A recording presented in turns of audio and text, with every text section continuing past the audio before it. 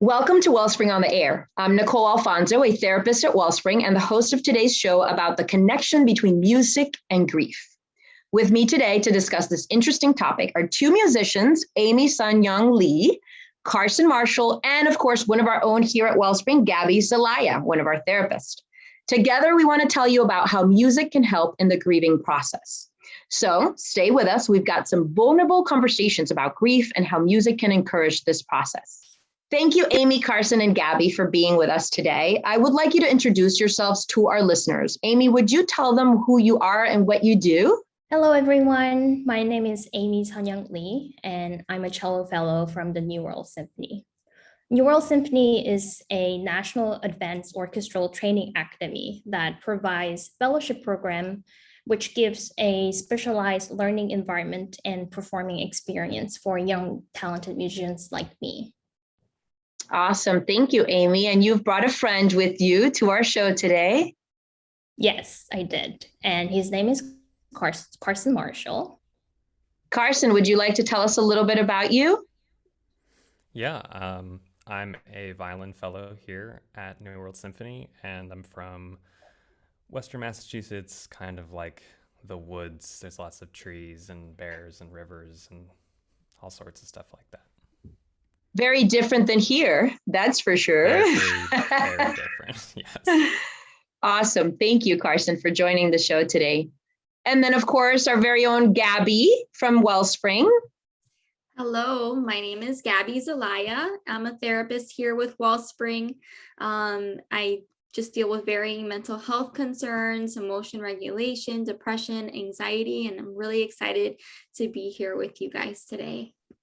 Thank you all for being here. And just to give you a little bit of a background, Amy has a project with New World Symphony about music and grief. And she has a concert coming up on March 11th at 7:30 at New World Symphony. And we do want to talk a little bit about that at the end. But it's really important that she share with us the connection between music and grief. And so I want to ask Amy, as a musician, how has music impacted your mental health as you play and listen to music? So music is a beautiful and wonderfully fulfilling art form, although it can be high pressure and very stressful because the industry is quite competitive and work opportunities can be scarce. But I would say there is always a balance between managing the stress and not forgetting to appreciate the beauty of music. And playing music requires great focus and concentration. And when we are fully present and in the moment, it's a deeply satisfying experience. And the collaboration and communication with colleagues and other musicians on stage can be really exciting and fulfilling experience. I would say music can provide a direct pathway to our emotions. It can bypass our defenses. It allows us to feel, which is very important. And it can also release emotions that we may have been suppressing. Yes, that's great. We do need sometimes to just allow our emotions to be released, and music can be such a great way of doing that. Carson, how about you? How has music impacted your mental health? I mean, just as Amy said, music has been a wonderful resource for me. And I mean, I grew up in a musical family. My mom studied harp and voice. My dad's a traveling folk musician. I grew up literally sleeping underneath stages. So music has always just been really interwoven with my life. And I would say the deepest I've felt and some of the most profound experiences have been on stage sharing music with people. And yeah, I'm excited to talk more about it. That's awesome. That's wonderful. Thank you. So Gabby, tell us, how is music used in the mental health field with mental health therapy? Yeah, great question. So actually music therapy was first introduced, just to give you a little background, it was first introduced by the US military in 1945. It was used to help military service members recovering in the Army hospitals, helping them with occupational therapy, education, recreation, and physical reconditioning. So music therapy, has continued to evolve today, but it's an evidence-based therapy treatment that can be used to treat a variety of disorders such as depression, autism, Alzheimer's disease. It can even help to lower blood pressure, improve memory functioning, and reduce stress. There's so many different benefits. And music therapy, it can include a variety of different activities. So music therapy can include, creating music together, singing, listening to music, moving your body to music, discussing music, or even just playing an instrument as well. So there's a lot of different ways that we can, kind of bring music into therapy and utilize music therapy. I think sometimes we might think it's just one thing, but there's so many different ways that we can incorporate it. Yeah, and I love that it's evidence-based. So there is evidence that shows that it does improve a lot of these things that you mentioned. Wow. So I'll turn it back to Amy and I'll ask, Amy, what inspired you to do this project for New World Symphony? Why grief? So I would like to maybe explain a bit more about this project at the New World Symphony first. So my concert is part of New World Symphony's Blue project, and Blue stands for Build, Learn, Understand, and Experiment. So New World offers professional development training and supports fellows to explore personal passions and an opportunity to work on something really meaningful, either personally, professionally, or artistically. And the idea came to me after watching my partner grieving the loss of his mom, who passed away from breast cancer about a year and a half ago. And I learned more about grief and realized that, grief is not just the loss of loved ones, but the loss of anything that holds significance in our lives, as well as, experiencing difficult life events. And as I was learning more about grief, I realized how everyone is experiencing a form of collective grief since the beginning of the pandemic. And I thought, this could be really meaningful. And I don't know, I feel like grief is a very sensitive topic that people don't really, talk about enough, although it's very important to talk about it. And I felt like the pandemic has complicated the grieving process because we're all isolated right now. We have less chance to meet people and then talk with people. So so that's where my idea came from. And around the same time that my partner lost his mom, I visited Art Tech House in Miami Beach. And I visited one of their exhibitions called Aqueous. And I was really moved by the blue colors and patterns. And I thought this would pair perfectly with classical music. So I contacted Art Tech House and told them, hey, I am really inspired by this exhibition and I want to create some sort of like an exhibition / concert that presents live classical music and innovative art to explore grief. Do you want to do this with us? And then thankfully they said yes. So I'm really excited to present this collaboration work to the audience. And actually, as our pre-concert activity, there's going to be a guided meditation session led by my friend Carson. And actually, I'm gonna pass it on to Carson, and then he'll tell us more about this guided meditation session. Yeah, that'd be great, Carson. So a lot can come up in people with a concert like this. and I'm planning to lead a 10-minute guided meditation to help the audience get present, grounded, and really connect with their intention for coming to the concert. And as part of my Blue project here, which is called Clearing the Stage, I combine guided meditations with music and spoken word to deepen the audience's listening experience and help build emotional resiliency. And right now, there's a free podcast and organizing live events, and you can learn more at clearingthestage.com. But as I heard Amy was building this, I just couldn't turn down the opportunity to provide kind of a safe space for people before the concert.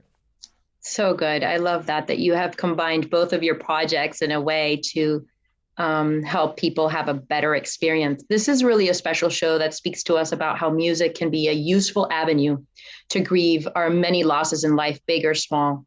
We're going to take a short break to thank one of our sponsors who makes the production of our podcast possible. When we come back, we'll hear more from Gabby and about grief and what that looks like in our lives. Welcome back to Wellspring on the Air. This is Nicole Alfonso. If you're just joining our show, our topic today is music and grief. So far today, we've talked about how music can help you in your grieving journey. If you joined us late, you can find us on our favorite podcast channel on Wellspring on the Air or on our website blog page at wellspringmiami.org. Just search for this topic. So, Gabby, can you tell us about grief? Define grief for us. How does it manifest in our lives? What are some of the symptoms that people grieving experience? Yeah, great question, Nicole. So grief is a sorrow that is usually caused by a loss or loss of a loved one. But loss can take many different shapes and forms for us. But there are 5 stages of grief by Kubler-Ross that I'd like to just share with you a little bit because that kind of just shows us how grief manifests itself. So there's the 5 stages. The first stage is denial. So this is a stage of shock where we just can't really kind of comprehend what has happened. And this is kind of nature's way of only letting in so much that we can handle so that we don't drown under the weight of our grief. This helps us to cope, and it just kind of makes survival possible during this time so that we're not just totally crushed by what's happening. Then after this, we go into the second stage, which is anger. So this is when we kind of start to ask those questions of where is God in this? How could this happen? And we see that underneath our anger is pain, right? And this anger gives us something to hold on to, because feeling angry is better than feeling nothing at all. It's better than feeling numb. So this kind of gives us a feeling for that grief when it's still, fresh and we're still really processing. Then we go into the bargaining stage, which is, we try to kind of plead our case before God, right? Like, please God, I'll never be angry at my grandfather again if you'll just let him live. So we try to kind of take a temporary truce, right? We'll say things like, well, if I devote the rest of my life to this specific cause of helping other people, just let me wake up and realize that this has all been a bad dream. So we kind of try to bargain our way out of this grief.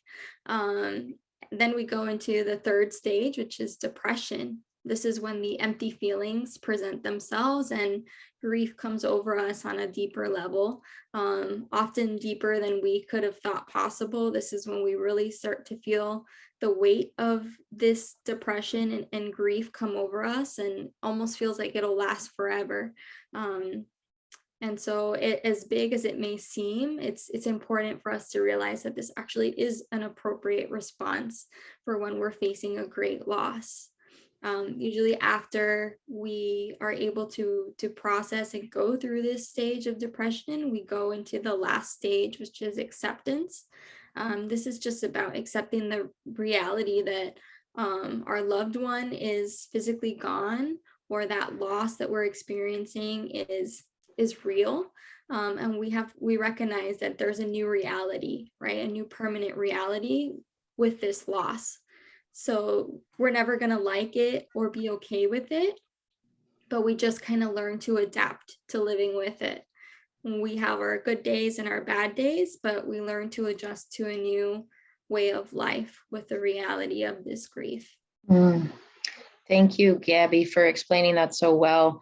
I want to say, and correct me if I'm wrong, but these stages don't go in order sometimes, right? They can be really messy. Like you can, and you could be in them for a long time and then kind of jump from one to the other, right, Gabby?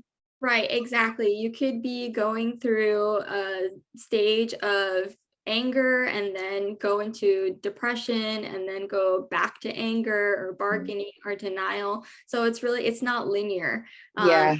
There's no straight path through the grieving process. Yeah. Thanks, Gabby. Okay. So Amy, talk to us about what you learned while developing this project and how it has helped your own grief. So while I was designing this project, I learned that, well, as I was learning more about grief, I realized that I tend to suppress difficult emotions and I just shut off.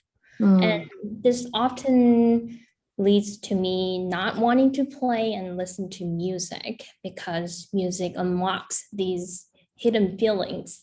And, it can be really scary and difficult to face these difficult emotions. And actually, I have one personal example that I would like to share, which is when I left my home in South Korea and moved to Canada. It was really difficult adjustment. The world I knew was left behind, and here I was as a stranger, in a country in which I didn't speak the language. I had no friends, and everything was just confusing and unfamiliar. And I had to learn pretty much everything. I was only 16. I didn't know what grief was. I didn't know what I was doing. I think I was just really depressed that for a whole year, I didn't listen to music. I just didn't want to. And I didn't even want to play my instrument. And eventually, I suppressed what I was feeling and I just pushed on and tried to adjust to my new life. Although I was, always carried a pain in my heart that was never fully resolved. So that's something that I realized while I was learning more about grief. And when the pandemic stopped everything, my sense of self and purpose was completely shattered. As musicians, we often identify very strongly with what we do, even though this isn't always such a healthy thing, but when we were not able to play, it really questioned who we are. And I was in the same state. I didn't want to listen to music. I didn't want to touch my instrument. And I realized that, I was feeling a lot of the same emotions as when I moved to Canada. So I began to question how they were linked. And it helped me with my mental health because, I realized the importance of releasing pent-up emotions. And it gave me courage to face my personal challenges and suppress emotions, which has helped my mental health overall. Great. Well, thank you, Amy, for sharing that story. I can't imagine what it was like to come to another country, not knowing anything, anybody, and just trying to make it through. So thank you for sharing that. Now, how about you, Carson? How has music helped you in your grieving? Well, I was speaking with one of our amazing donors named Matt Budd the other day. And he also meditates a lot. And we were talking about regulating emotions. And the topic of grief came up as it was related to Amy's project, because he's also been very helpful to Amy. And he told me this story of there was a jazz pianist in a bar, and there was a bartender working that night, and the jazz pianist noticed that the bartender was really, really sad, like really down, just barely getting through their shift. And the jazz pianist, had a relationship with the bartender and said, "Oh, you seem kind of down. Here, let me cheer you up." And the jazz pianist played the most heartfelt, sad, grief, lonely, just bitterly sad song, a piano piece that, anyone had ever heard. And, I see, or I can imagine that for some people that might sound a little strange, because I don't know if you're anything like me. When I see someone sad, I just want to cheer them up, right? And for me, music is a way of standing with that person in their grief. Mm. For me, the worst feeling growing up and having these big feelings was feeling that I was alone in my suffering.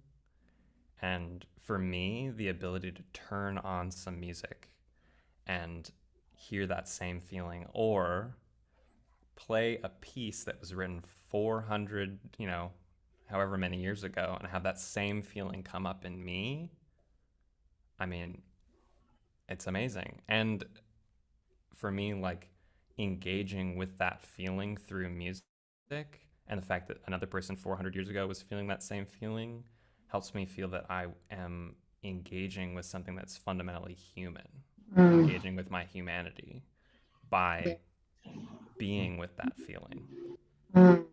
Thank you, Carson. So, Gabby, in your experience, what's helped people heal from grief? How can music be helpful in that? Yeah, well, in my just opinion, music creates a space for us to be able to grieve when words may fail to express what we're feeling. It helps us to process grief in a way that initially might feel completely overwhelming, and it takes those feelings and it gives them a voice to be heard and felt, just like Carson was sharing. Music can calm the body and the mind. It helps to calm our senses and regulate our emotions. Music also triggers neural pathways that evoke vivid memories. So this can be a way for us to keep our loved ones alive, especially if we have songs that remind us of them. It can help us to honor their memory through music, and just, keep them in our hearts always. Yes, this is great. Music is so powerful in so many ways. I want to thank everyone for being here in the show. And I want to say that if anybody wants to go to Amy's concert, she is wanting to give away 10 tickets to the first ones to write to us at communication@wellspringmiami.org. So if you want to go to this concert, please write to us. And if you cannot write to us, or you hear this show later on, you can also purchase tickets. Correct, Amy? Yes, you can purchase tickets on newworld.edu. Awesome. So visit the New World website for tickets, or of course, try to email us and we could try to get you some tickets. Thank you both. It's time to close out the show. Thank you, Amy, Carson, and Gabby for joining us today and shedding light on the topic of how music can help in our grieving. We hope you learned about grief and how music can be another avenue in your healing journey. And thank you for joining our show today. Again, if you joined this program midstream, you can find this show and others on podcast at Wellspring on the Air, or on our blog on wellspringmiami.org. The title of today's show, again, was Music and Grief. Encourage us and let us know you're listening by sending comments or questions to ontheair@wellspringmiami.org. It's time to wrap up. This is Nicole Alfonso with Wellspring on the Air, because hearts and minds matter.